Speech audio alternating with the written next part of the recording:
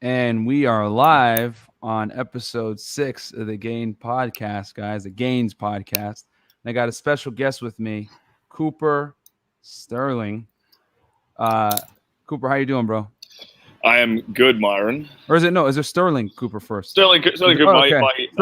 My Instagram handle's backwards because some other bastard took Sterling Cooper. So I was like, all right, stop it. I'll just do it backwards. And it does confuse a few people. So, Fair enough. Okay, so Stirling Cooper, guys. I was always wondering, like, okay, is it Cooper? Or is it Stirling? Because even some other interviews, I've heard them refer to the other way. So even when sometimes I've gone to set and like in the script, like in the casting like notes, it's had my name backwards. I'm like, you motherfuckers! Like, I'm in your industry. You work with me every day, and you put my name backwards, you bastards. Oh man, that's hilarious. So Sterling, a lot of guys, they were surprised, like, oh, what? You got a porn star coming out? And I was like, yep, he's in the industry, and they weren't really sure what to make of it. So, can you introduce yourself to the audience real quick? Tell the people who you are, what you do, and stuff like that. I think everyone kind of knows what I do, but so I'm I'm a 3-year industry vet. I started porn back in 2017. Back in Australia, of all places, which doesn't really have a very large porn industry. There's literally like 2 companies out there that shoot what we call boy-girl porn, right? I started out there, networked my way through that industry, then used that experience to leverage my way into the industry in England, moved to England, shot in England for like 6 months, used that experience to leverage my way into the industry in Europe, and then spent another 6 months, 6 to 9 months shooting between Prague and Budapest, that's Czech Republic and Hungary, out there in Europe, and then use that experience to eventually make my way out here to Los Angeles, which is where I live and work now. So you've actually done you've been an adult actor in multiple continents. And you started in Australia, worked your way into the UK scene, and then now you're here in the United States. So it's I guess it's kind of a small world. Like once you're in, you can start networking and get yourself. It's not that easy, man. It's what I am like the only guy I know of that has done what I've done in terms of like maybe that's not entirely true. There's a couple of real big guys in England who've kind of done what I've done, but it's very rare. Like most of the big name dudes in our industry either came from America or they came from Europe. Like they came from the hot spots of where like this stuff is made all the time. It's very rare for a guy to do what I did, which is like systematically network his way up the ladder. Yeah. And sort of make his way across the globe like that. Now, here's the interesting thing, because you mentioned that you're a 3-year veteran in the industry. Like, do people burn out very quickly? Is it not in a common to last 3 years? Is that like veteran? That's considered veteran at that point? Well, like maybe I shouldn't have used the word veteran then. For dudes, guys can have a long career. Okay. In this industry, like there's dudes who've been doing this for 20 plus years. I think the oldest guy out here in LA is Steve Holmes, and I think he's 63. He's still going. Still cranking along, man, and he's great. He's a solid performer. He's a solid performer, man. The girls love him. He's great. So most guys will tend to like stick it out for about like 8-ish years. That's probably like, if you're a good male performer, most dudes are hanging around for like 8 years, and they sort of find their way out at some point. But if you're not a decent performer, if you're not getting enough work, they tend to trickle out within the first year or 2. Okay. Yeah. Okay. Yeah. It's only so long you can sort of like grind it out without actually getting paid. So okay. So, and guys, I got a whole list of questions here that I sent Sterling earlier. So we're gonna really get into it, and you guys are gonna enjoy this interview, man. So how'd you get into this, Sterling? Right. Like how'd you get it? How'd you get now that we know you're kind of where you came from, and for the people just tuning in, because I just saw a huge influx of people come in. Just start off, guys, a little intro, and then Sterling basically was telling about how he's from Australia. He started there in the adult industry, networked his way into the UK scene, started doing adult videos there in the UK and Europe, and now he's currently in Los Angeles, California, shooting adult videos in probably one of the hardest scenes there are competitive in the United States, right? In Los Angeles. This is like the hub. This is like here in Las Vegas. Yeah. And I know we got like a couple studios here in Miami as well, but I don't know if we touch you guys if we're even as close. Like, so if I was to rank the spots around the world, it would be in terms of where the most stuff is shot. It would be Los Angeles, then Vegas, then Miami, then Budapest, then Prague. Okay. All right. In that exact order. And then probably Barcelona after that. Oh, wow. Barcelona for porn. I did not know that. Yeah, there's a few, because Barcelona has very interesting laws regarding public nudity. Ah, okay. So they can get away with some stuff out there that they can't do here. Learning something new every day. Yeah. Okay. So, all right. So how'd you get started in this industry? Right. So I was actually, well before, maybe probably like 5 years before I got into the industry. I was in the swinging scene. So swinging, okay. So I was in the swinging scene. Can you explain swinging, the swing, what swinging is for the people in here that might not know? No, yeah. So, well, normally when people talk about swinging, it's couples who sort of partner swap, right? So like husband and wife will meet up with another husband and wife, and they'll switch partners, and they'll have a great time. Or it'll be like a party with a bunch of different couples, and everyone will just start mixing up and playing around, right? What I did, though, was I actually got into the scene as a single guy.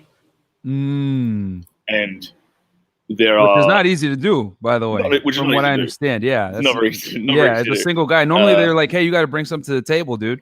Yeah. Like, extra sausage is not very welcome at these parties.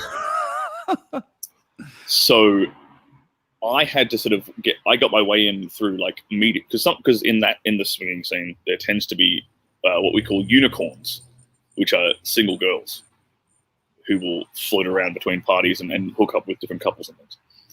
So I met a few unicorns, and they invited me to parties, and then I started meeting couples, and I got into the whole scene that way. So I would basically go to parties with these girls, and I would, hook it up with a bunch of different wives, and then they'd invite me to go to their place, and hook up with them in front of their husband, blah blah blah blah, right? So I did that for a few years, and when I was in that scene, I met a few girls who worked as escorts. This is back in Australia, where escorting is legal. And I did not know that. I did not know Australia legalized it. Okay. Yeah, it's legal. Do they regulate it? Not to go off topic. They regulate it. The government regulates it? Okay. Every state, the laws are slightly different. But it's basically legal across the board. Okay. Fun fact though, so brothels are legal in Australia, but it is illegal for a man to own a brothel. That's there you go. I'm here. That's an exclusive, guys, on Australian law for you on the Gaines podcast. Yeah, they got to be owned by a woman. So what happened was I met a few girls in the swinging scene who happened to be escorts as well. They all said, "Hey, you're really good at this. You should probably try escorting." So I was like, "All right." So I tried then I became a straight male escort for a couple of years in Australia. Got paid to service wealthy businesswomen. Got paid to. Most guys can't get banged for free, dude. You're over here charging chicks for it. Making decent money on it. And got paid to do like the live cuckolding thing. Like banging out his wife in front of him. So guys would literally pay you to watch you bang their wife. Hilarious. Okay.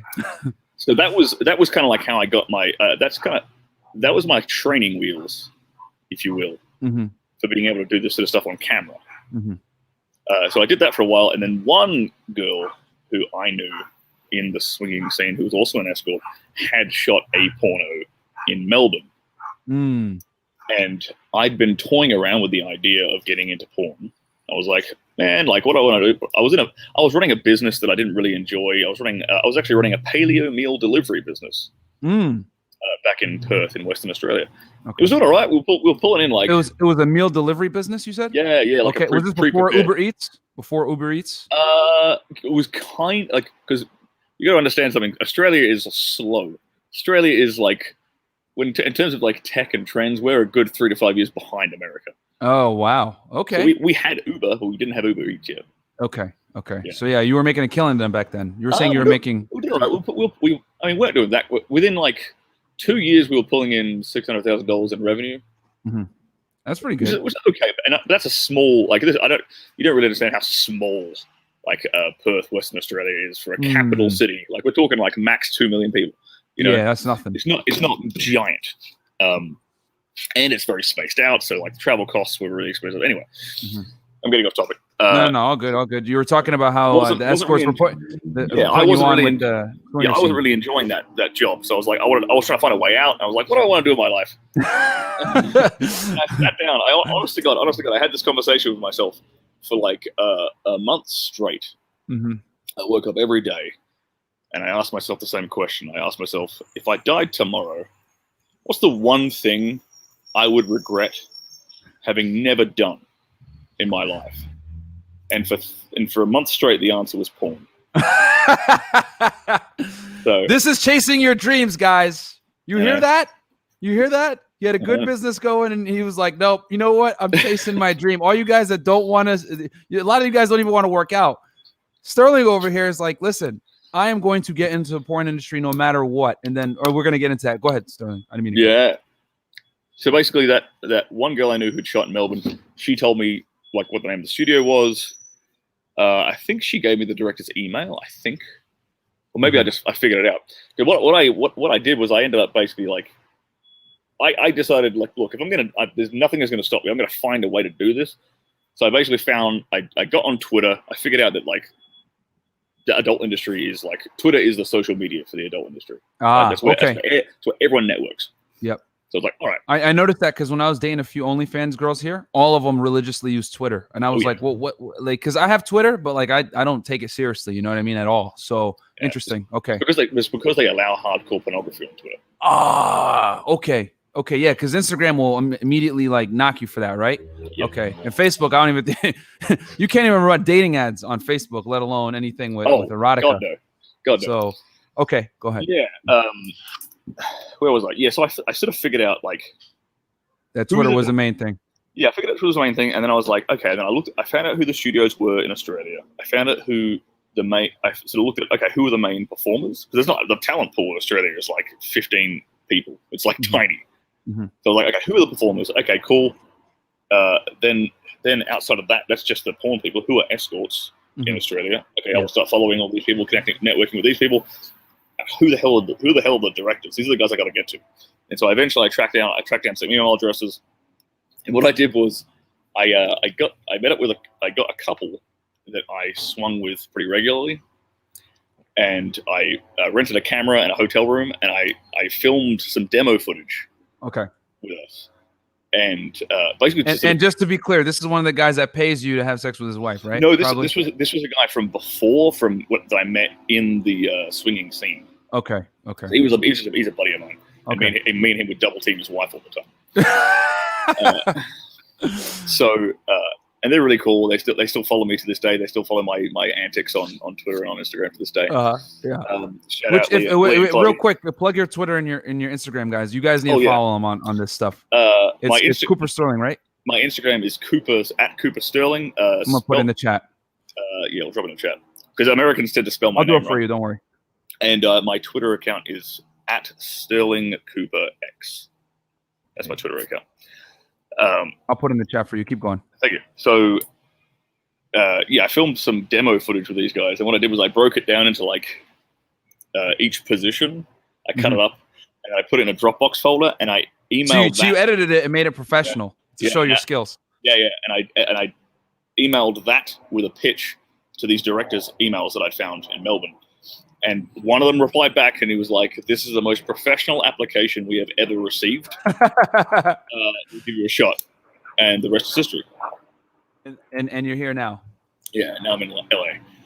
Wow. That is awesome, man. So let's talk about the next thing I was going to ask you. So we know how you got in. What type of porn do you specialize in? I mean, Or what types do you typically shoot? Might be a better question. I typically get cast as a stepdad. Let's just say that. Like that's my main role tends to be the stepdad, or like lately I've been playing doctors a lot. I don't know why. I've been playing a doctor. I think it's because I'm articulate and I enunciate well. Mm-hmm. So I think, okay, this guy can say long very easily. Yeah.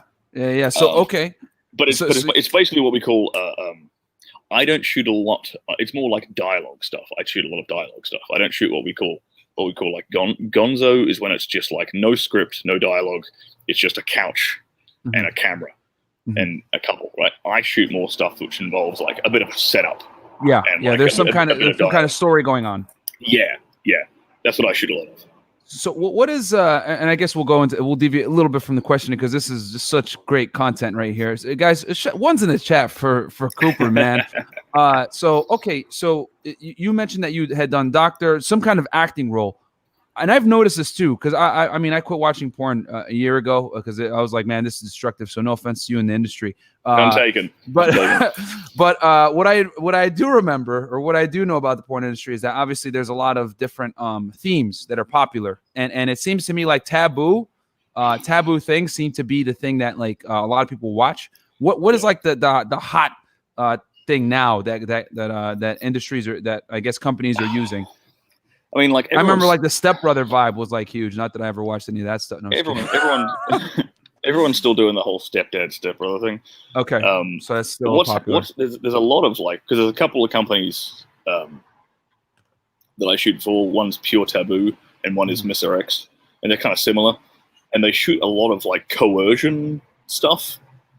Okay. And dude, like, so I go on. So they put the teasers for these scenes up on Pornhub.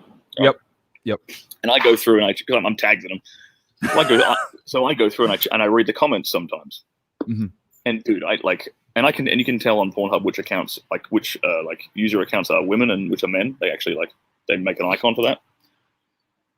And dude, like whenever I'm doing a scene where I'm a complete creep, I get them like all the women are like, this guy is so hot, this guy is so hot, this guy is so hot. When I'm being a creepy uncle.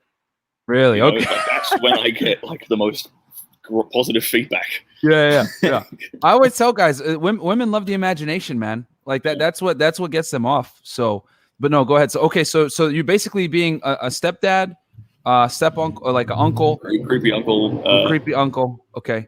Yeah, like coercive. The other day I played like a basically like a psychopathic doctor. The other day, that was a fun one.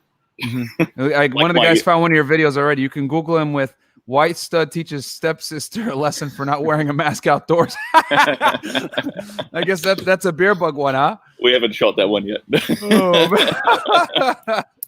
That's awesome. What else do I shoot? Oh, well, yeah, and I'm always banging my daughter's friends. That's another thing. I'm always doing.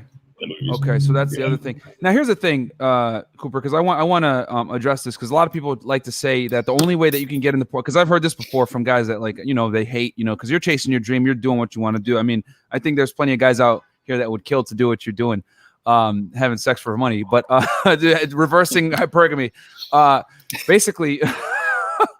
Basically, a lot of guys use this, oh, well, as a guy actor, that means you have to do gay porn as well. That's a myth, right? You don't have to. There are some dudes who have done that. They've gone from like, I can literally only name like 3 dudes off the top of my head that have done that. That have done that. They've gone from like actually I know another 4th one now. He's a buddy of mine. They've gone from doing gay porn to transitioning into the straight porn scene.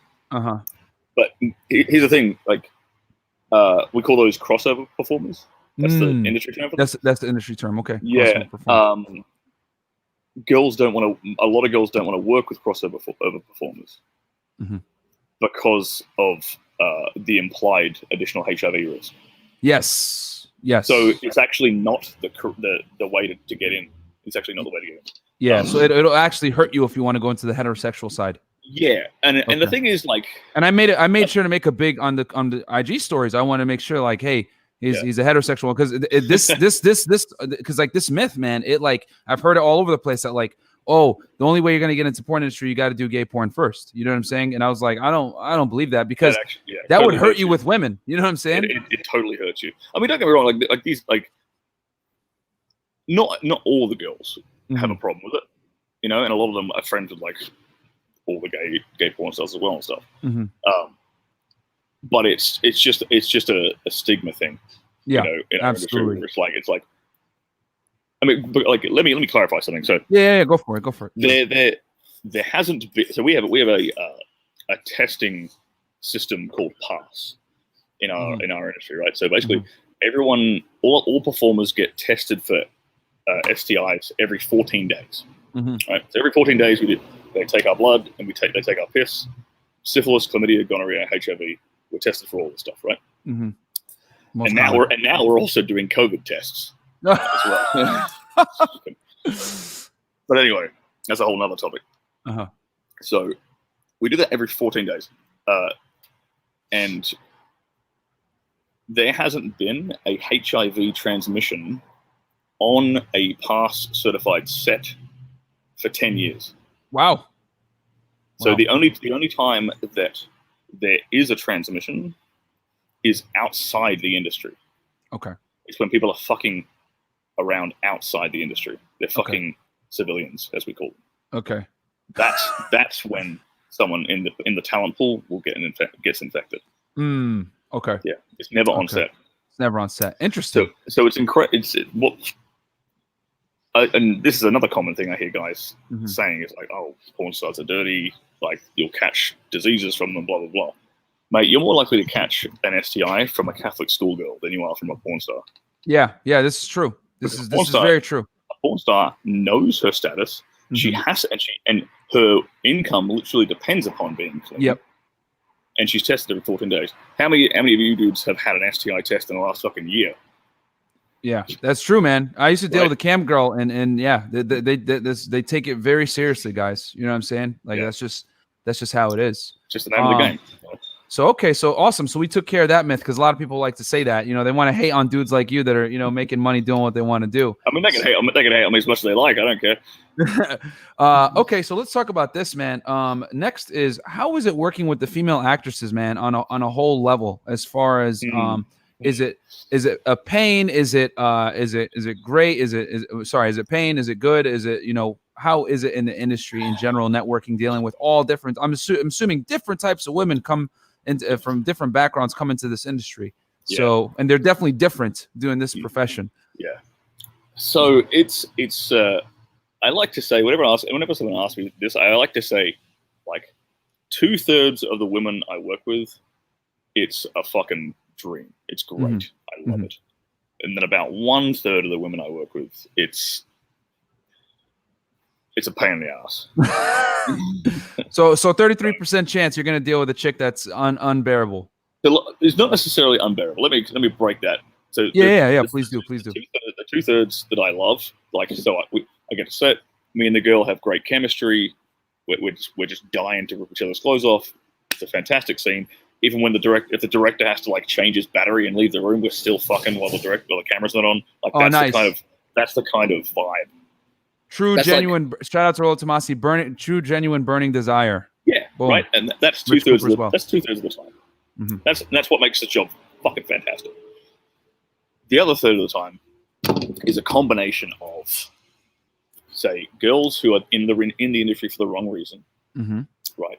Because, like, for me, a girl should be in this industry because she loves to fuck. That's why. And then the money is like a byproduct, an added bonus. Yeah. Right. It's when you get girls who are in it primarily for the money, and you can instantly tell the moment you step foot on set. You know, like, I've been around. My job is to be around women like 24/7. I can read women's body language very, very quickly. I can get their vibe like instantly.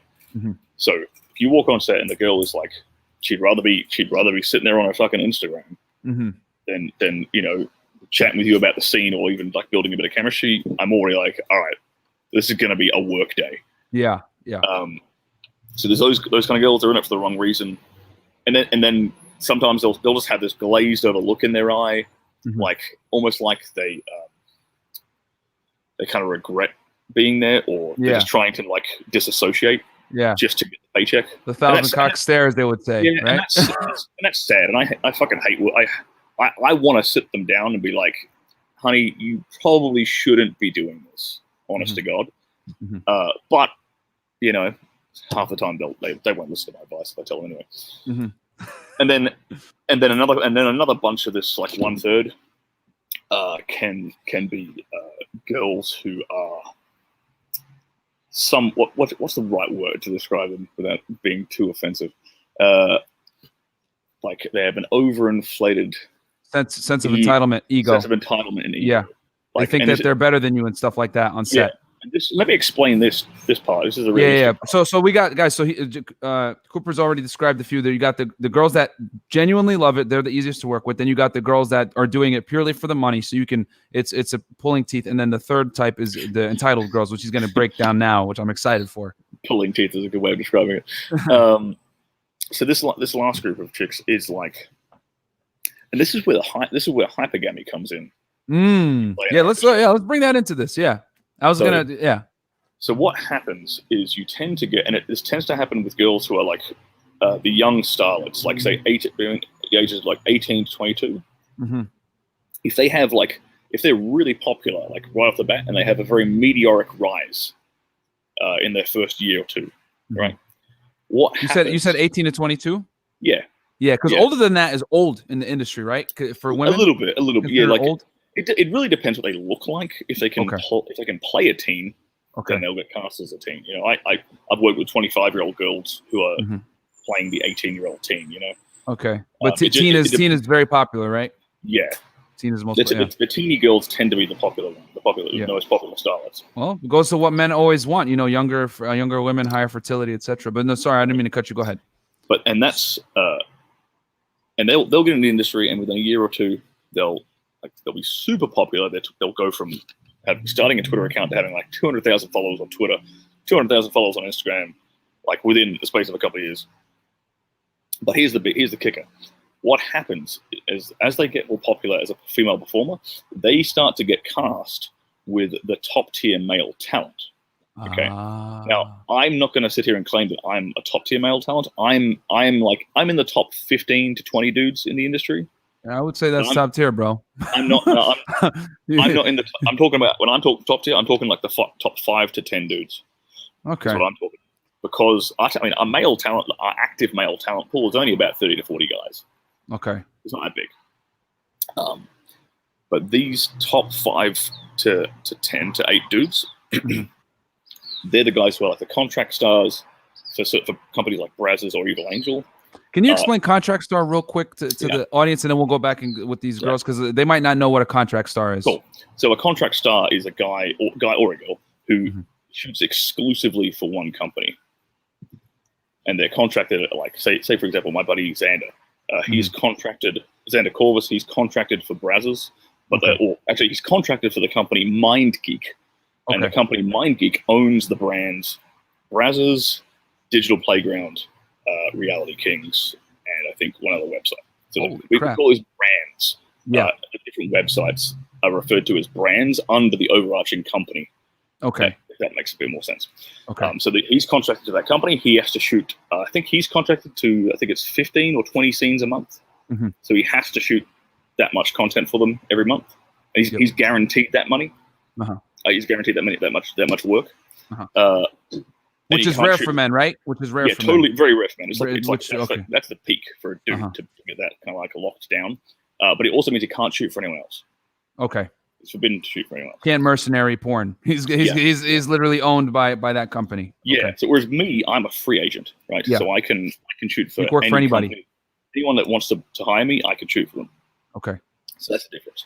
And it also means his rate is higher than my rate. And we're going to talk, guys. Stay tuned. We're going to talk about rates and money and all that later on in the interview. This is going to be a good one. So where was I at before? We were talking about the 3 types of women on set. You got the pleasant girl that enjoys it, the girl that only wants money, and then the diva, which I think you're going into now, and how they get the when they blow up quickly from 18 to 22, they get a top tier guy, which we're discussing just before. That's it. So what tends to happen? They'll blow up real quickly.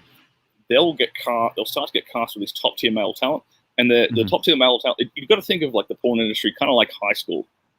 It's social game. It's like social circle game. And guys, we're going to answer questions at the end. I see. Sorry, Cooper. We're going to answer questions at the end, guys. I don't want to ruin what Cooper's saying here, and then we'll handle your guys' questions at the end. So ask them now, and I'll scroll back up. Sorry, Cooper. Go ahead. I'm sorry. You're good. So think of it. It's a very much like a social circle game, and status is sort of what huge. Is super important. Clout, that is super important. So if you're like a contract dude, you're at the top of this. You're at the top of the rung. If you've won male performer of the year, like Manuel Ferreira, he's a guy who's won male performer of the year multiple times. The girls absolutely love him. Like whenever you see interviews of like lots of female porn stars, and they'll ask the girls, "Who's your favorite performer? Who's your favorite guy to work with?" A lot of the girls will say Manuel. So he's probably like the top one or two most popular dude, right? So what happens? These girls, these diva girls, they'll work with this top tier talent, and after that, they only want to work with those guys. But they can't just work with those guys because there's plenty of those companies. So they end up working with other dudes, and once they've had a taste of the top, they don't want to come back down again. When they Hypergamy in the porn industry. Exactly. When they have to come back down again and work with like a mid-tier or low-tier male talent, the attitude is like, "You're lucky to be fucking me." Wow. It's kind of the vibe that they give off, and so it's immediately noticeable to everyone on set. Yeah. And they'll spend all day on their fucking Instagram, blah blah blah blah. Like rather than like in between, like the moment the camera's off, they jump off your dick, that kind of stuff. It's a totally different vibe. Yeah. We got a legendary guy in the chat right now. We got Richard Cooper in here. So nice. Okay. Shout out to Rich Cooper, man. Sub to him, guys. Entrepreneurs in Cars, if you guys haven't already. Okay, so going back, so the girls that rise quickly through and work with one of the top 1 or 2 guys, they basically don't want to go back. They're like, "Oh, I only want to deal with this guy." Is there a professional reason for that? Is it because like they're going to get more money working with these guys, or they're going to get more clout, or is it just simply hypergamy of I want to deal with a guy that has clout? Not really. I mean, they get paid the same no matter which company they work for. Oh yeah, see, there you go. So it's not a money thing. Certain companies, yes, have more like clout. It's more pop. It's more like typically their career will take off if they work for a company like Brazzers or Evil Angel or something. But not necessarily. Like they tend to have already it's the fans. It's their fan base that makes them like popular. It's the dudes that like that particular girl is what makes her valuable to the company in the first place. It's kind of the other way around. Interesting. Now this dovetails perfectly into what I was going to ask you next. Is game required, Cooper, to get these girls off set, or is it basically I'm a star, you're an adult star, let's just do this, or do people not even hook up off set like at all? Is it shun the pond, or there is a lot of hooking up off set. Okay. Yeah, there's a lot of hooking up stuff, but it's an interesting thing. So you don't. It's like cheating, man. It's a cheat code because we do what's called a content trade. Offset. So everyone has their own like OnlyFans. Everyone has their own like clip store. So we're producing our own content on the side when we're not being paid to be on set that we can make money off. And to do that, we just hook up with another performer and we set up a mobile phone in the corner and we film it. Right. And that's what we call a content trade. So two people will fuck on camera and we'll each get the footage and we'll sell it ourselves. Sell it on your so that's kind of like a cheat code to like hooking up with another performer. You're able to actually monetize it. Well, you're able to monetize it, but it's we talk about in game you talk about the concept of plausible deniability. Yes, it's the ultimate plausible deniability for hooking up somebody. It's like, oh, well, it's work, so we're gonna hook up. So okay, and this actually okay. So there's a lot of hooking up in the industry, and it's always done with the plausible deniability of because a lot of actors and actresses, I'm assuming you guys all have OnlyFans. So pretty much everyone in the industry, and they're able to like kind of use that clout that they get from the porn industry, build their OnlyFans brand, and get the money directly. Now here's the other thing: has OnlyFans negatively impacted the porn industry from your perspective, from what you've seen? Because it's obviously exploded since March. You know what I mean? We're talking like back then it was almost 60,000 signups. So I wouldn't be surprised if it's well over 100 by now. With all the crap going on. Obviously, all the major cities are shut down. Miami shut down. I know LA shut down. New York City's still reeling. So has OnlyFans kind of hurt the industry in general, or it's helped it? What do you think? Well, speaking about the industry went on industry went on lockdown during the majority of the quarantine. We've only started really getting back to work this last month. And we're shooting at about half capacity. And that's because we figured out like the COVID testing system, basically. Yeah. Okay. We get tested. Like we have to do a COVID test 48 hours before our shoot. Oh wow! Every time we shoot. Okay. Every time we shoot. Wow. I'm lucky. I live like 5 minutes away from the testing clinic, so I'm fine. Yeah. You just go. I roll it any time of the day in my pajamas and just get a throat swab, and I'm done. Mm-hmm. So it's hard to sort of tell at the moment because the industry was shut down. Right, so everyone had to do OnlyFans. They didn't have a choice. All the performers had no choice but to monetize it, like to double down on their OnlyFans. Yep. To kind of make up for it. But OnlyFans has been around for like 3 years. Oh, okay. I didn't know it's been out that long. It's actually been around for 3 years, and it was actually one of the founders of it was actually an male porn performer. Boom! Look at dude. Right there, Gaines exclusive, man. So, okay, so Gaines Pod's exclusive. But you do hear a lot of directors are starting to get concerned. Okay, like, will I have a job in 6 to 12 months' time? Yeah, because dude, this is gonna eat the rest of 2020. I don't think people understand that this is probably gonna go until 2021. Oh, definitely. This is definitely going to. You know, with like things being shut down and wearing masks and all this other crap, like. It's going to go for a while. When has a government ever relinquished power that it was given? You know, like And look at it this way: like all the governments around the world have sort of doubled down on a stance of like lockdown and shit. So they can't be like overnight. Oh, we were wrong. Whoops.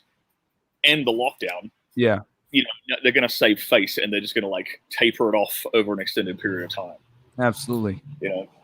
So okay. So all right, so going back to the questions, because obviously this is a lit interview, guys. So you're saying to find the final answer, you're saying game is not necessarily required with the actresses on set? I didn't even answer that question. Okay, I sort of segued. No, it's all good. It helps on set more than anything else, because it helps you if you can like create a quick. If you can create chemistry quickly with a girl, then you're gonna have a great scene. It's about like, and it's a bit hard for me to to kind of judge because I obviously know game and I knew this stuff before I got in the industry, and I'm not on sets when there's another male talent performing, so I can't like really judge and see what he's doing. Yeah, but I just know from my experience that it's like, okay, if I lay a bit of game down. Like if I tease the girl, if I like, it probably goes far as hell, right? It's like super easy. It's like the day is great. If I can create chemistry with a girl, like pretty much straight off the bat, game over. It's gonna be a great day. And then the two of us are more. Then I can at the end of the day, I'll get the girl's number and we'll go shoot some content. I'll be like, oh, let's shoot some content next week. Okay, cool. Like. And that's totally normal, right, in the industry, like because it's already presumed, like you said, you guys had the most awesome you know, normal guys like me. Hey, let's have a drink on the balcony. You're over here like, no, let's film some OnlyFans content. That's awesome. It's kind of funny. Like you guys, you get the number and then you have sex. I have sex and then I get the number. You know, it's backwards. It's exactly. It's the other way around. That's awesome, dude. That's awesome. So game is required, and if you have it as a porn star, it's gonna pay huge dividends. Like you basically like all these top tier male talent that I'm talking about. They are the smoothest motherfuckers. Like the ladies love them. Like they're having casual relationships on the side and also hooking up with them on camera. Yeah, or like a lot of dudes in the industry will have like an industry girlfriend. For example, like a lot of people tend to date within the industry just because it's easier to like, you know, it's like you understand what she does for work. She understands what I do for work. Mm-hmm. It's a given. But then they'll obviously like hook up with, as a couple, they'll hook up with like other performers and stuff. You know, they'll bring in a third girl or whatever. Excellent. So next question here, man. How does being an adult actor impact your personal life, Cooper? Like as far as like your personal relationships with family, friends, potential girlfriends. Like, are you on Tinder? Do you even need to be on Tinder? You know what I'm saying? Like, I'm sure that people want to hear that. Like, what's it like in the day-to-day social life of a porn star for you? My family know. My family know what I do. Mm-hmm.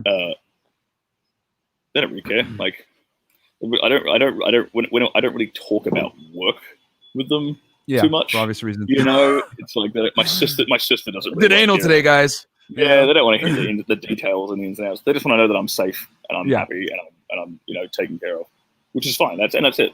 That's sort of like as good as one can hope from your family in this industry, really. Absolutely. So there's no bad blood there. My friends fucking love what I do. Like all my mates. My boys like just constantly want to hear stories. So it's like that works with my male friend.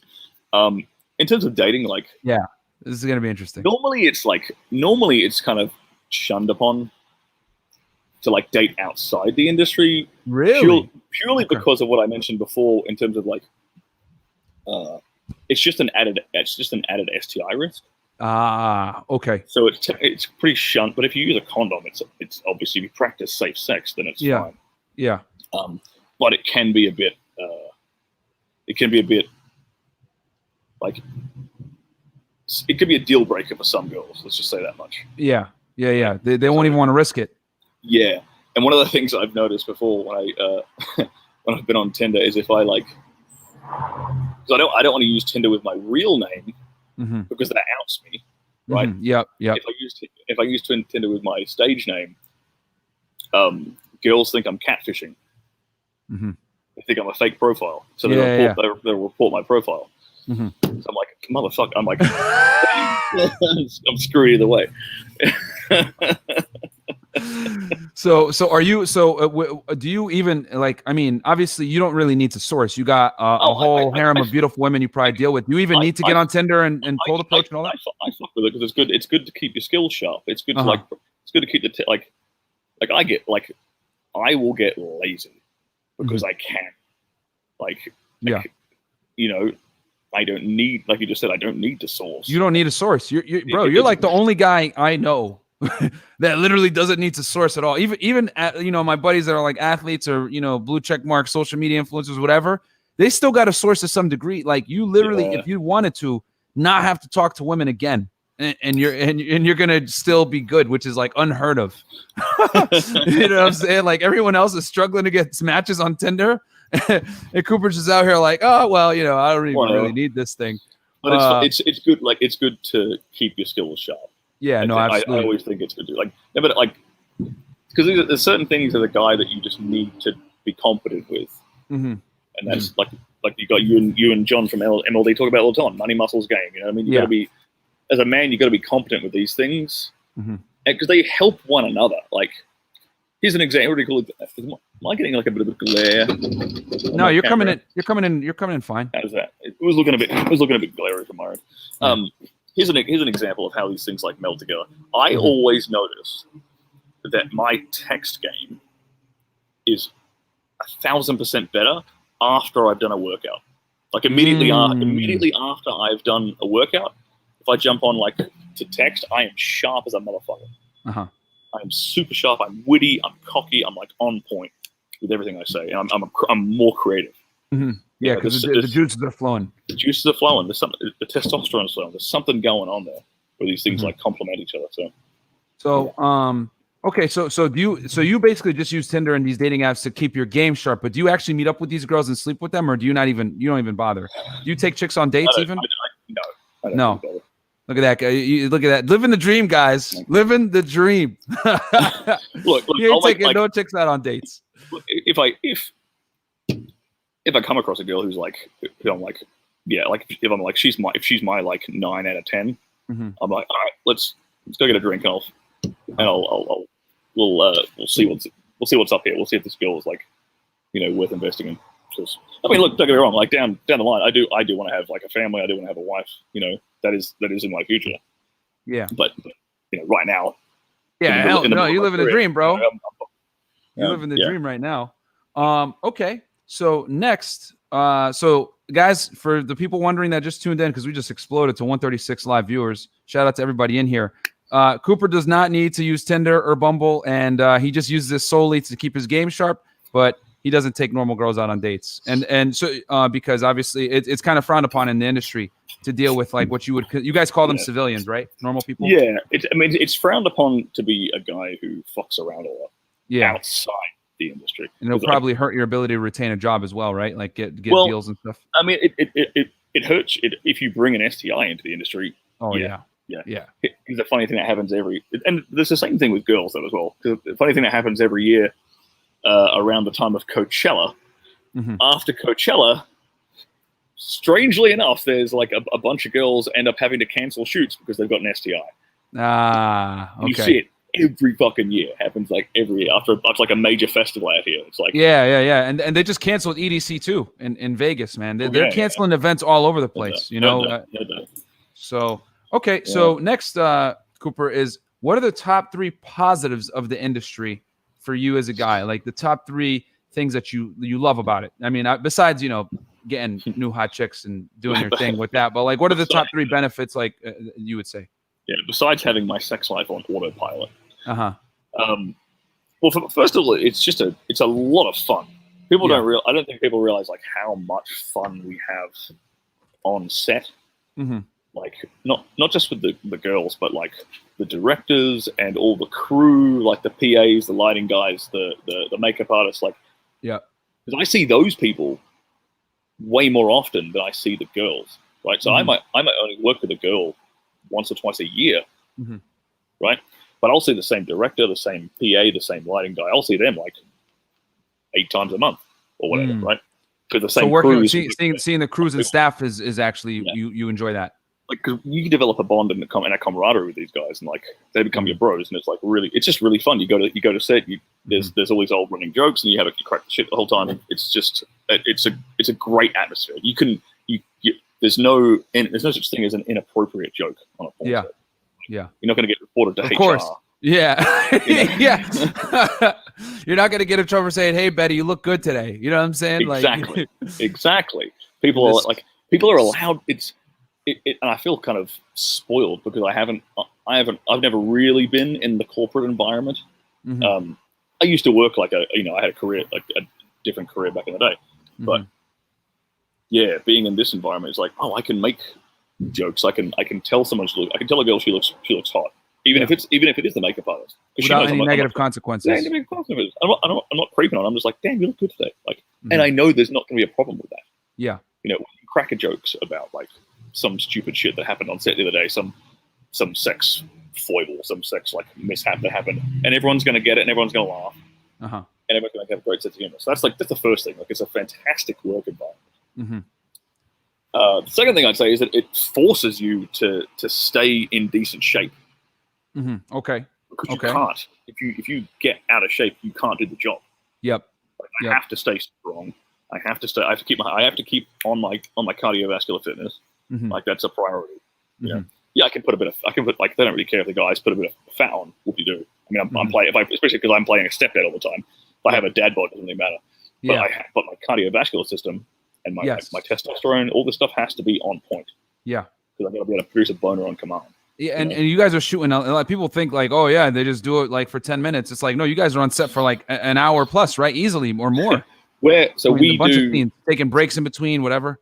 Yeah, so what we do is what people don't realize is we'll typically shoot like all the dialogue stuff first. Okay. And then we'll shoot the sex stills. So that's like the photographs. All the photographs you see for promotional purposes. We shoot that first. Okay. Then we get dressed again, and then we shoot the video part. Okay. There you go, guys. Okay, so for basically dialogue stuff, like the acting, all that other stuff. And then second is the stills, where you guys are showing the high quality pictures. We kind of we do it that way, so we can kind of rehearse what we want to do on the camera. Yeah. So we can figure out like, what positions we get warmed up. Because we've got to like figure out, okay, what bit of furniture are we going to do this on, and how are we going to move it towards the camera? And there's a lot of things we have to think about, like the light and the camera angle, and like what's in the background. So we've got to actually think about a lot of stuff. So it's like, okay, we do this in the stills first, so it's like a practice run for what we are going to do on camera. So it's easier when we go to do it on camera. We just like flow right through into what we were going to do. Excellent. Wow. Okay. But we're doing that for like I'm probably keeping a boner for like an hour and a half. Wow. So and you're not even like, and you're hard the whole time. Like you don't. Are you just? If we have to like pause between the stills and the video, I can go down for a few minutes. If we're taking a break for like a drink of water, or sometimes like if it's a hot day, because the air conditioning has to be off because otherwise the audio is bad. Yeah, exactly. The conditioning's always off. If it's a hot day and we're in the valley, which is hot as hell. If anyone, for those who don't live in Los Angeles, the valley is very hot. Yeah. So sometimes, like very often, we'll be taking a break. We're taking a drink break, like halfway between the scene all the time. But you're looking at like in total, you're looking at like an hour and a half of like sex. Gotcha. Okay. Yeah. So next, all right. So you're mentioning the top two things. So number one is the people. Number two is the environment. And the third one would be like it gives you a tremendous insight into female nature and into the life of a high value, hot, attractive woman. Yeah. Because we like I'll sit on set and I'll talk to girls and like they'll show me like their DMs and they'll show me their fucking, like how many goddamn message notifications or how many message requests they have on. Are they just getting DM from like celebrities all over the place? These stars, dude, like stars.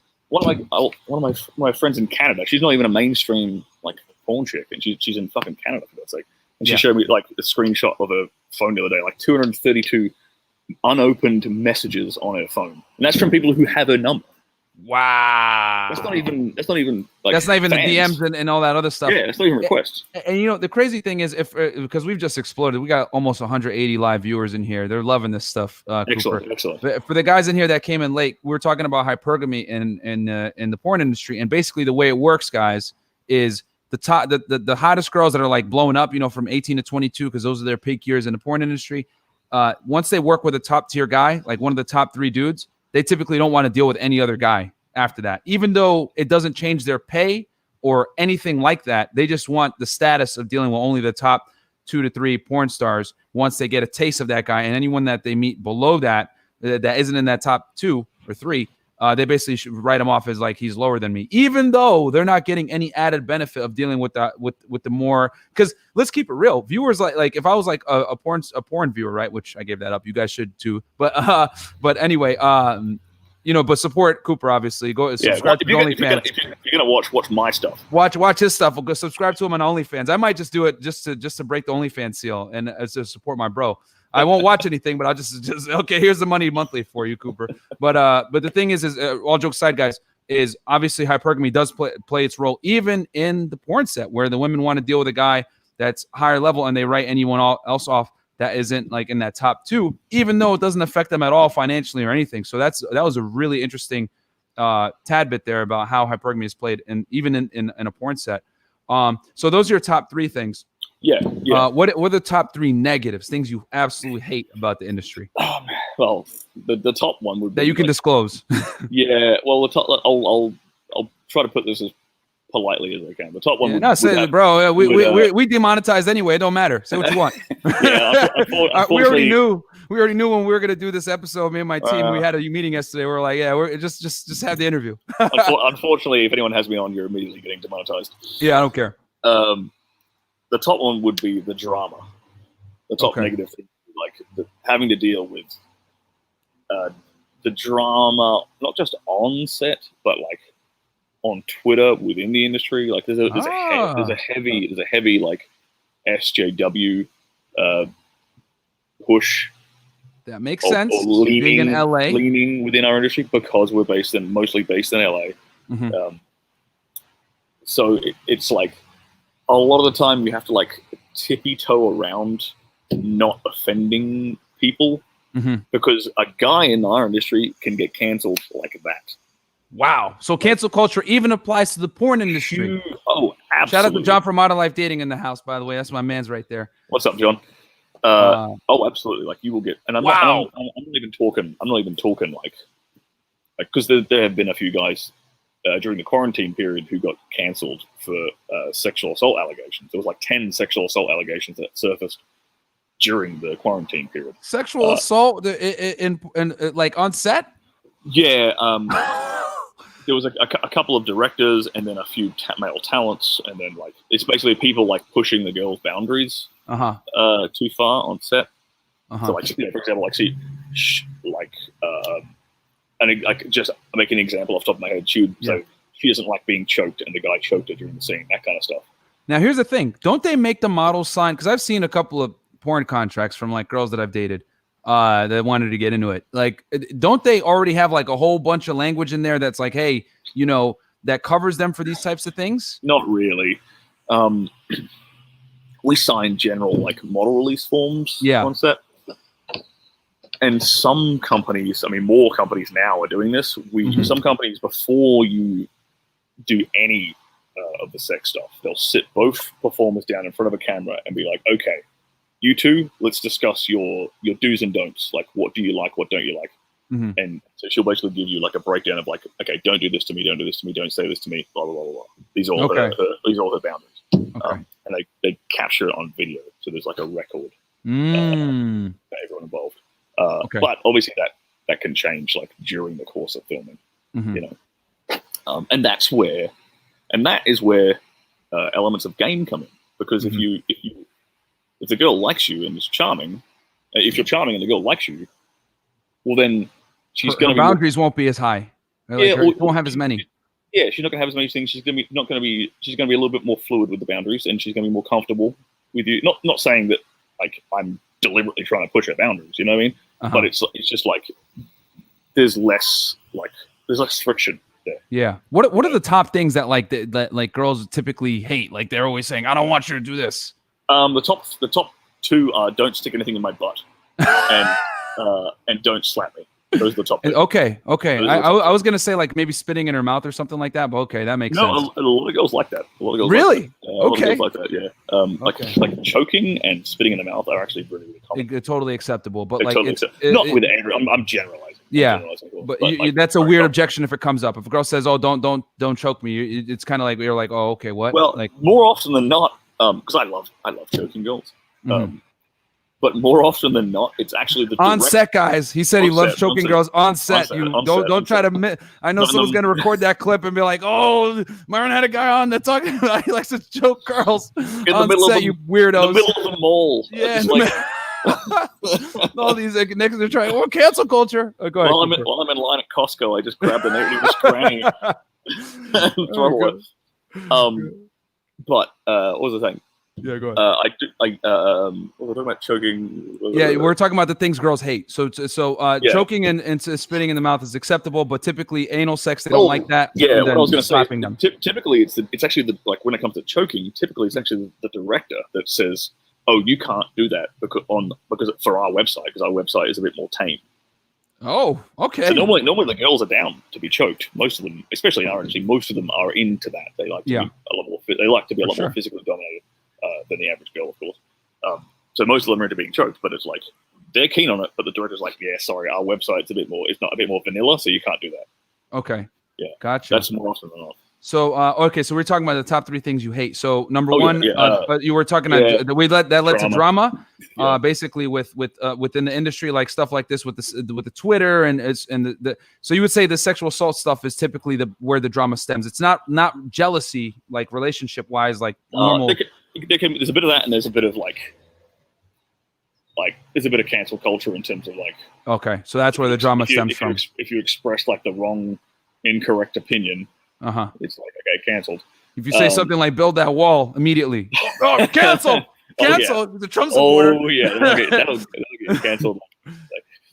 So there's a bit of that. And then obviously there's a drama like where like you get, like I was saying before, with some of these diva kind of girls. Like I had a scene the other day that got canceled because the girl like flipped out at the director, and she was like yelling and arguing at the director for like 30 minutes, and we just had to cancel the scene. So that kind happens. Okay. Every now and then, yeah. So that's kind of what was the third thing that you hate the most? So the drama, which stems from the drama, I'll say like I'll lump that into like one category. That whole drama. The other 2 things I'll say is for dudes, right? You get one shot. That's it, right? You only get one shot. If you fuck up, you're done. Like during a movie. During a movie. Again, with every director, you get one shot. Right? Your first scene with a director is your audition to work for that guy forever. Really? Okay. If you fuck up your first scene, they will never hire you again. You can fuck up your third scene with them. You can fuck up your third scene if you have a bad day, and they'll still keep hiring you. You cannot fuck up your first scene. What's the most common mess ups that guys have then?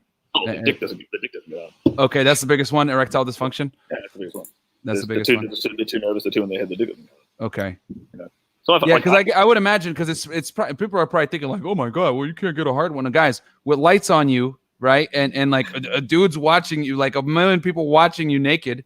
It's not even that. It's less. It's actually less about the lights and the people watching you. It's more about like the way you got to position and angle the girl. Sometimes can be actually very uncomfortable for you. And you've got a director constantly stopping and starting you. And telling you what to do. Telling you what to do the whole time. Okay. All right, change now, transition now, like move your leg, do this, like stopping you every 5 to 10 minutes. Wow. Okay. Meanwhile, you're like, I'm gonna lose this thing. Yeah. So you've got to play this balance in your head between listening to what he's saying whilst also still trying to focused. stay laser focused on what's going on in front of you. Wow. Okay. I never thought about that, man. Like I'm laughing in my head, like, haha, you can't get hard. But then you think about it, like, you really got to focus on what you're doing with the girl. But at the same time, you need to be able to heed the direction of the director because he's filming it. So he's going to want you to have certain positions so that they can get the best view of what's going on. Yeah. So, oh, wow. And then the third thing I'd say, the third negative I'd add to this thing is that you have to learn this on the job. There's no resources. Zero resources, right? You can't you can't look it up how to be a porn star on the internet. Although I am in the process of writing that book. Boom. Coming soon. Because there's a lot of dudes sliding in my DMs asking me that exact question. But there's no real resource about how to open up properly to the camera, how to network in the industry, how to what should you bring to set? How do you how to stock a good what's a good wardrobe to have for shooting multiple characters? This kind of stuff you have to learn it through experience. Yeah. Wow. Okay, that's gonna be an awesome book. Through the wisdom of older male performers, which is where I get most of my information from. I'm picking the brains of older guys constantly. Because there's nothing out there, obviously, in popular culture about how to be a porn star. So you literally when is your book coming out? Well, I've already got the other one out, but this one I'm still in the process. This is probably 2 books away. This one 2 books away. Okay. How to get into how to crack. We just exploded up to 230. So yeah, guys, just so you know, Cooper is going to come out with a book where he's going to teach you. Literally from A to Z, the things he never knew on how to become a adult actor in the industry, how to network, what to bring on set, how to do things, etc. Which is, dude, when you release that thing, we're gonna definitely have you back on the show and talk about that. Excellent. So we talked about the top 3 things you hate, top 3 things you love in the industry. So this is what people are probably here for. What are the top 5 sex game improvements guys can start incorporating into their sex life now? To last longer, be better, satisfy their woman from a professional, literally a professional. All right. Well, I don't know if these would be the top 5, but I'm going to give you 5. Yeah, give 5. I'm going to give you 5. I'm going to get. I could probably sit down and give you 30, but I'm going to give you. And he has a book, guys, as well, which I have right here on the banner. How I Grew My Penis and Other Porn Industry Secrets. Definitely, you want to check that out as well. I put the link there. But go ahead, Stirling Cooper. Stirling. Let's start off with first thing I'd say for guys is to make sure that you're leading the sex. Lead her through the experience. All right. You don't want to be that guy who's sort of and I'm talking verbally and physically, moving her around between, if you want to move between sex positions, so we say, you're the one who's physically picking her up and moving her and laying her on her back or turning her around or whatever. You're not sitting there you're not laying on your back, asking her, oh, what do you want to do next?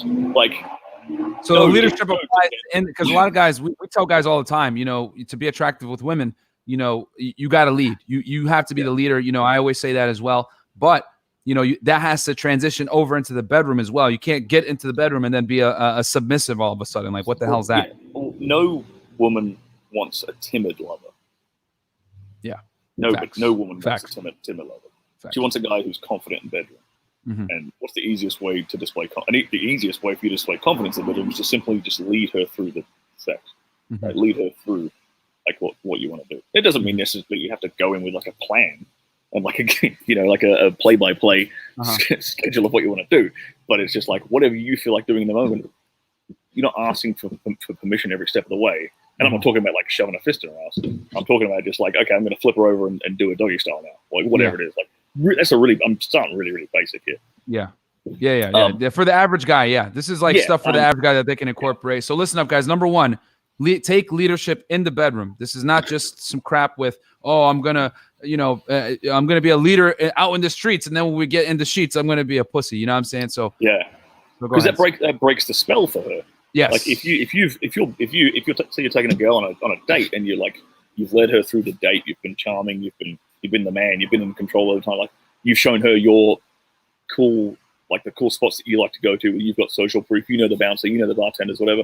You've painted this amazing experience for her, and you get into the bedroom and you lay there on the bed like a starfish. Like what's she gonna think? She's like, oh crap. Yeah, guys got to understand, if the sex is bad, she's always going to blame you guys. She's never going to take accountability and say, I'm just a starfish. Like, girls don't take L's. So if the sex is bad, she's going to blame you, even though she's the one that sucks. You know what I'm saying? I'm not a porn star, and I know that. That's a little bit I know right there. And if the sex is bad, you're not getting a second date. That's a guarantee. If the sex is bad, you ain't getting a second date. Facts, especially with all the guys that they want. So, okay, that's number one. So, lead in the bedroom, guys. Second thing I'd say is be more, and this kind of relates to that, is be more spontaneous in your sex and in when and where you initiate sex. Mm-hmm. And this applies more for like more of like an LTR situation, like a long-term relationship situation. Yeah. What you'll like, I don't know if you can relate to this experience, Byron, but for me, it's like the best sex I have with a girl is always like within the first 1 to 3 times I've had sex with her. Absolutely. That's why one night stands are like so much fun. You know what I mean? I tend to enjoy like the second or third time more than the first time, because like the first time I'm sort of feeling out like, okay, like what is this girl into? What, like, how does her body react? Like what can we do together? And then the second and third time is like when you just explore. Yeah. And it's spontaneous. It's you're taking initiative, you're changing things up. What tends to happen to a lot of guys is when they get into a long-term relationship, they get into like just a routine and a pattern. And it's predictable and it's fucking boring. And it's boring. It's not only boring, it's boring for the girl, but the guy will notice that it becomes boring for him. Mm-hmm. So you've got to mix things up every now and then. Like bend her over the kitchen sink. Like come up behind her if she's doing the dishes. Flick her skirt up and go at it there. You know what I mean? Like add that.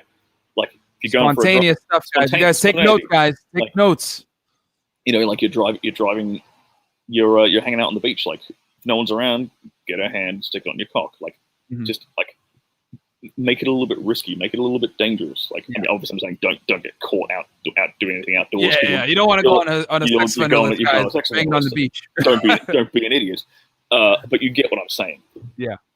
Yeah, and I think a lot of guys don't understand. I think this goes back to like the female psyche, guys. We're physical. We're men are physical, so like we can see a girl and it's like, okay, it's on. Like I always say this: men get turned on like a light switch, women get turned on like a volume knob. So when you guys do these types of things, it creates the suspense in her head that, oh my God, we're about to do something risky, and she's gonna get turned on by that like a lot more than you are. Like you might enjoy like, oh cool, this is risky, ooh. But like for her, it's really gonna get her engaged. So that's a really good tip. Stirling, go ahead. Then leading on from that, the third thing I'd tell guys is to starting to as an easy way of implementing some more dominance into your like sex life in the bedroom. Restrict her movement a little bit.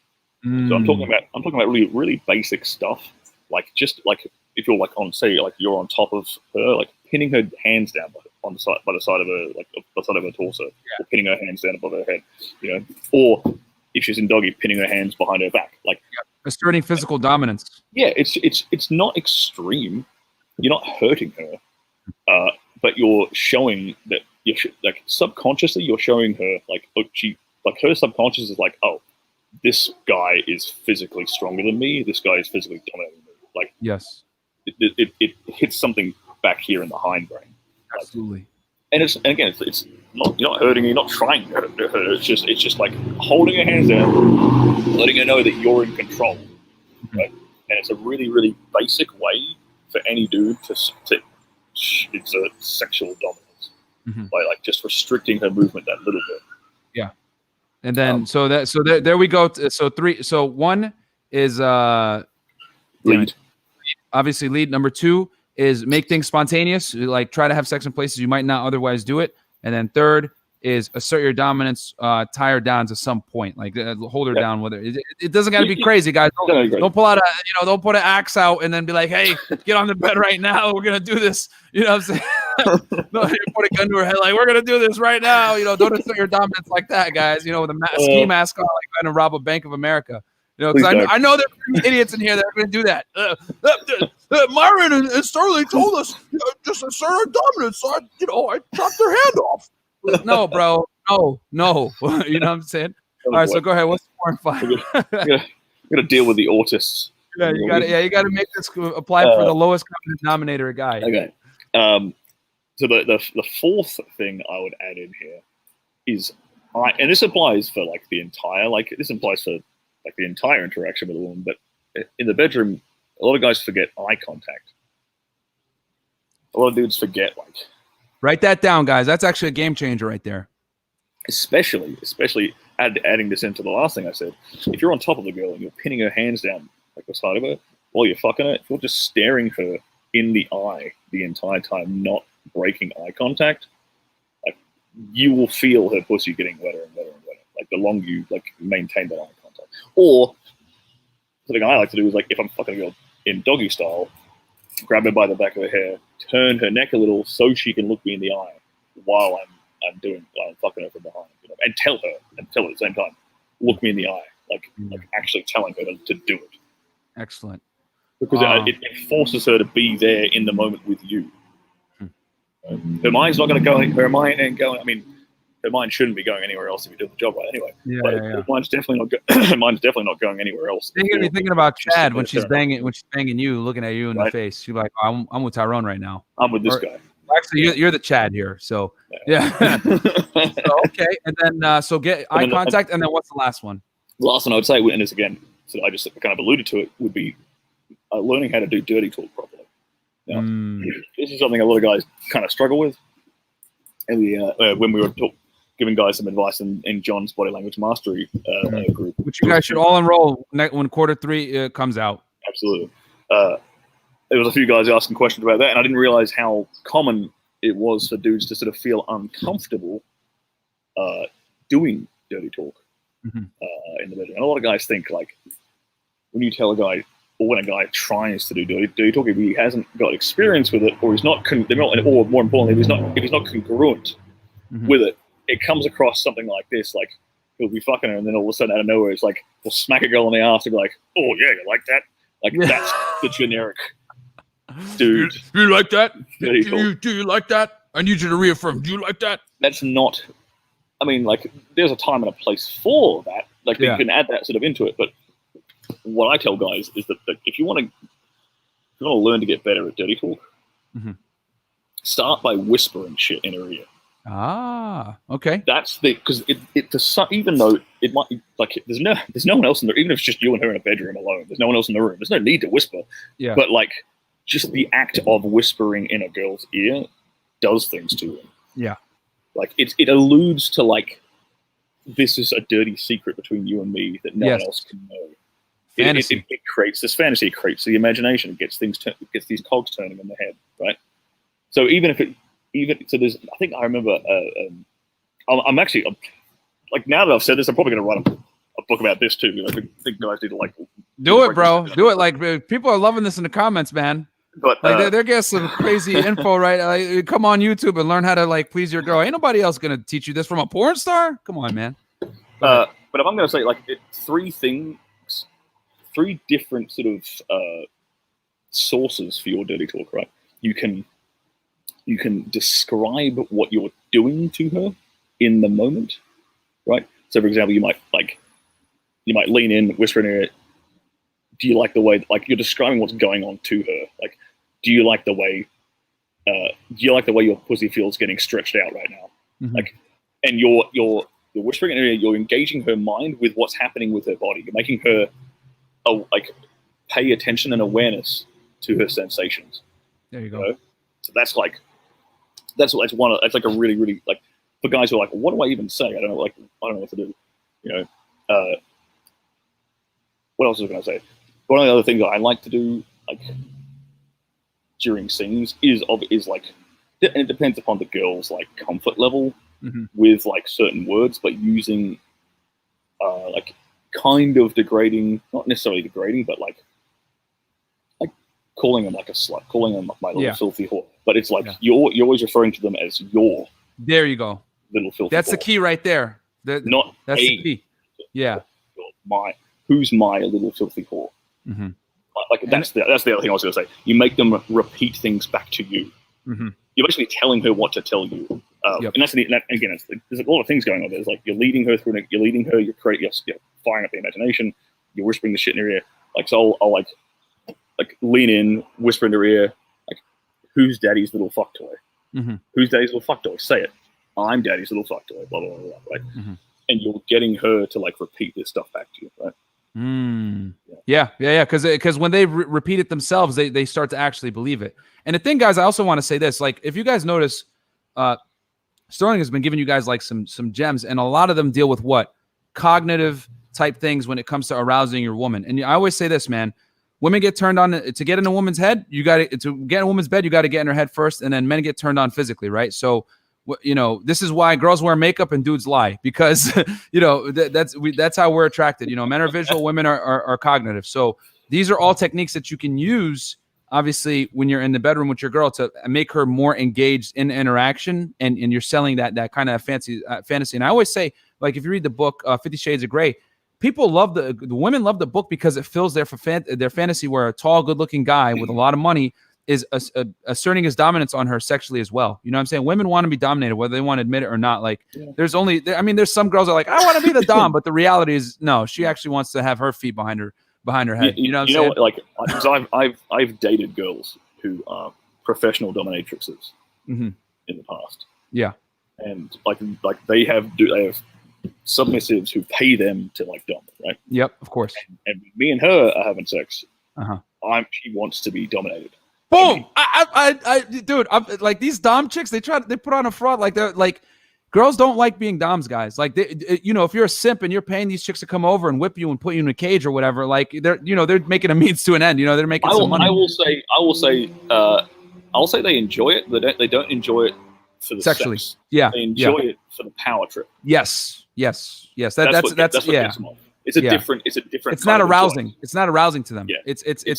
Yeah. It's an enjoyment of emasculating a man is what it is. Yeah. You know what I mean? Yeah. So yeah, guys, they definitely still enjoy it, but it's not the way you guys think they enjoy it. Yeah. So there you go. From a porn star, guys, these doms, they're frauds. I've always said that. Okay, so we're rounding up here. Last part. Okay, what has the industry taught you, Sterling, in your time in? The most important lesson.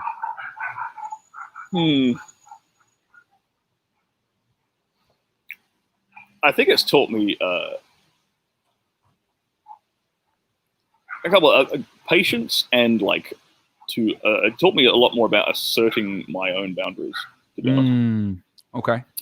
Because when you're on set, and like the whole scene depends upon me as a guy. Like, it's all down to me. It all comes down to me. If I don't get a fucking highlight, we're done. Yeah, exactly. So I know, and it's took me a while to like learn, but I know that I have certain things that are negative triggers for me. I know things that are positive triggers for me, right?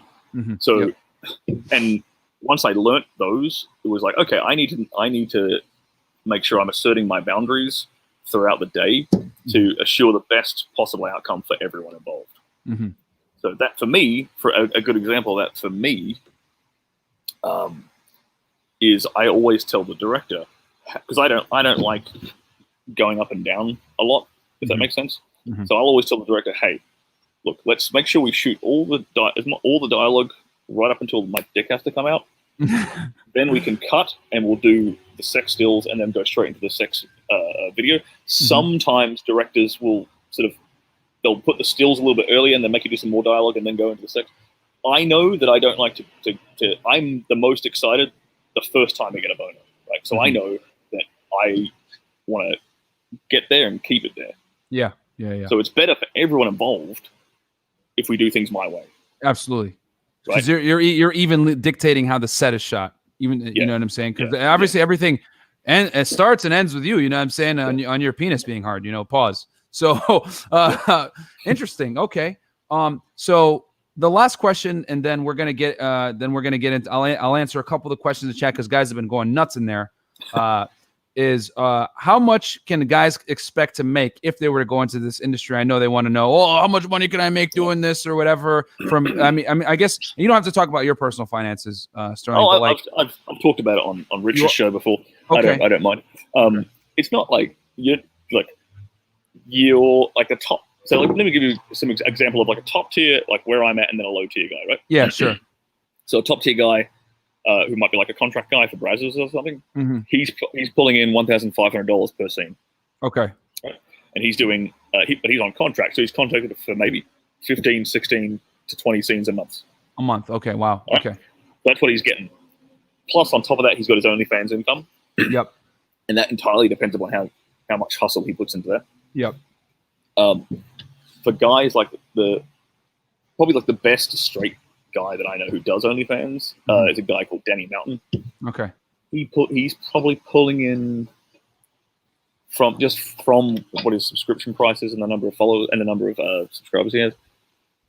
He's probably pulling in anywhere between like 8 to 16 grand a month.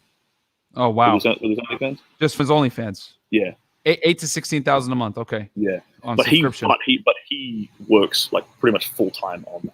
Okay. Does he not do shoots? He does do shoots, but very rarely. Okay. Okay. So like that's I'm giving you like he's one extreme of that. Yeah. Right? On that end, and then in the performing end, that's the other extreme. Okay. So there's Excellent. some balance there. A guy around my range, I'm earning around about like $500 to $600 a scene. Okay. And I work about like 12 to 15 days a month. Okay. On average. I mean, right now things are I'm, like now I'm probably working 12 days this month, but we're going to just go back to work. So like eventually it'll pick up again. Uh-huh. So that's like shoot income. And then I have like my OnlyFans income and my ManyVids income and my Pornhub income. Like there's a bunch of different ways that we can monetize stuff on this website. So I have like 6 different streams of income purely off like my so if I do a content share with a girl, I can monetize that 6 different ways. Yeah. Wow. So like we get value. Like I know what I'm doing, so I'm getting value for money out of everything I do. Absolutely. You ain't having sex for free like the rest of us. Yeah. Shots. Yeah. Come on, suckers. come on. The rest of you guys actually, you guys pay to have sex, you idiots. I'm getting paid for this. And then like the lower tier dudes will sometimes do like these are the guys that they typically get in for like blow bang scenes. They'll do them for like $200 a shoot. Okay.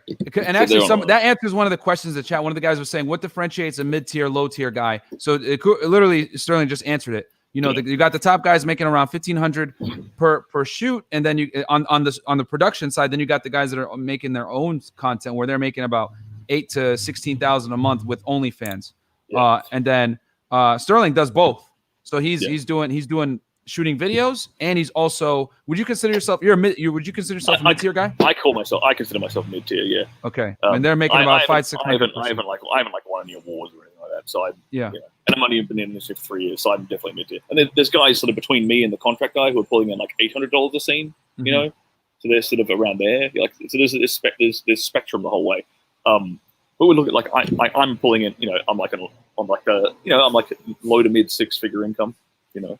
And that's good, man. Performer, you don't have a family or anything like that, right? No, but I do live in LA, which is fucking expensive. Yeah, that's true. So, all right, we'll get into the questions, guys. We'll do this quick, and then we'll go another 6 minutes. And make this a special 90-minute broadcast for you guys. We went a little over, but we'll. I know a lot of guys have been asked a lot of questions. So, what do you do for cardiovascular fitness? How much of it exactly? At the moment, when I first started doing, when I was doing a lot of CrossFit. Now I work with a personal trainer, and I do like some kind of like circuit-based stuff, and I also do boxing as well. Okay. Yeah, that's my main source of cardio right now. I don't like to do. There's a couple of guys in my industry who do like really long, like they'll run like 5 miles a day kind of shit, like almost every day. There's some dudes who do that. I used to be a runner when I was a kid. I can run, but I don't really get as. I feel like high intensity stuff with weights translates better. Yeah. Especially banging is HIIT training, basically. Exactly. And especially things like kettlebell swings. Yeah. Anything that involves like the posterior chain, really good for my job. Hip thrusts, deadlifts. Deadlifts, squats, like kettlebell Dinero swings. 24 asks, natural food / beverages that help with libido.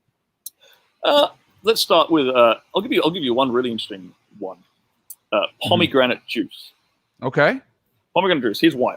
And there's actually, I'm not pulling this out of my ass. This is actually like journal article by fact science.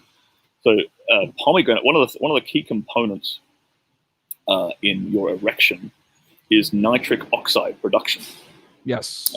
Yes. That's how you get a pump in the gym too for the dweebs out there. Yeah, exactly. And pomegranate juice actually increases your natural production of nitric oxide. And also, as a second added benefit of pomegranate juice is that it has quite a lot of antioxidants in it, and it actually can help clear out your cardiovascular system if you happen to be suffering from arterial sclerosis. And you probably have to live a pretty healthy life to be an active adult star as a male, right? I mean, to be able to get erections correctly without the use of Cialis or whatever. I'm pretty genetically blessed. I get away with being a bit of a scumbag sometimes, but I notice it. But if I'm a scumbag for too long, I notice it. I'm like, fuck, all right, let's get back on the health train. Takeem Hilton asks, has he ever done some behind the camera work, directed any scenes? No, I mean I do my own stuff, my own content, but I haven't officially directed for any companies yet. I am, however, going to be starting my own fetish website before the end of this year. Okay. That's another thing. Another thing I didn't mention when we talked about income. There's real big money actually owning a subscription site. A lot of people don't realize this, and I learned this from another male performer recently.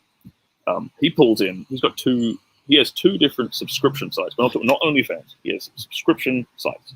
He pulls in with these two sites. He pulls in anywhere between $35,000 and $70,000 a month. Wow. Off these two subscription sites. That's crazy, man. Yeah. Wow. Very, very crazy. He says he pulls in a day he makes from his subscription sites what he makes in a month off his OnlyFans. Wow. Okay. Yeah, because OnlyFans probably takes a good portion of your stuff out. They take 20%. Yeah. Okay. Rockian asked, does Sterling have a one-itis story?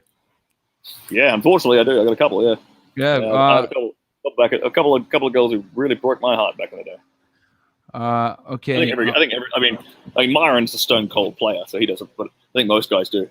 Yeah, I don't have a one. I've never like dated a girl seriously. It's to the point where like I was gonna get one-itis, but like I learned from watching my friends suffer though. I learned from their mistakes, seeing them get like literally taken to the cleaners by girls and everything like that. And I kind of was like, man, I'm not gonna do that. Yeah. Let's see here. Can we talk? This guy asks, MG, can we talk about how to make her come? Well, there's a million different ways. There's a lot of different ways to skin a cat, mate. That will probably take a lot longer than 6 minutes to me. Yeah, that's true. Taj said, did Sterling get paid for the scene that got canceled? No, he didn't. But it did get rescheduled. So with a different girl, he got rescheduled with a different girl.